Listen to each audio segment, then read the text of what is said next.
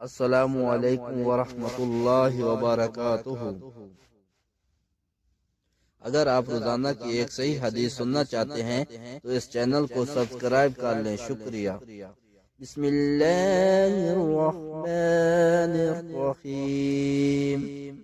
آقا کی ذات پر محبت سے درود پڑھ لیں۔ الصلاۃ والسلام علیک یا رسول اللہ وعلی آلک واصحابک یا حبیب اللہ۔ حضرت ابو ہریرہ رضی اللہ عنہ سے روایت ہے کہ ایک بار حضرت صلی اللہ علیہ وسلم لوگوں میں بیٹھے ہوئے ان سے باتیں کر رہے تھے۔ اتنے میں ایک دیہاتی آپ کے پاس آیا اور پوچھنے لگا کہ قیامت کب آئے گی؟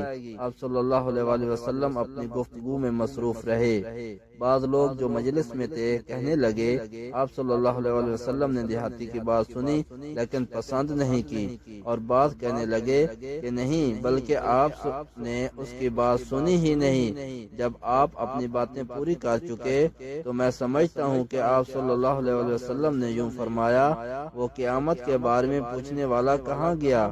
اس دیہاتی نے کہا حضور میں موجود ہوں۔ آپ نے فرمایا کہ جب امانت ایمانداری دنیا سے اٹھ جائے تو قیامت قائم ہونے کا انتظار کر۔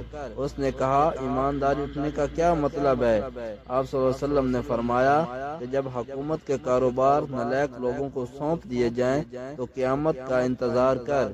حدیث نمبر 59 صحیح بخاری۔ اگر ہو سکے تو اپنے والدین اور آقا کی ساری امت کے ایصال ثواب کے لیے اس حدیث کو زیادہ سے زیادہ شیئر کر۔ جزاک اللہ خیرہ۔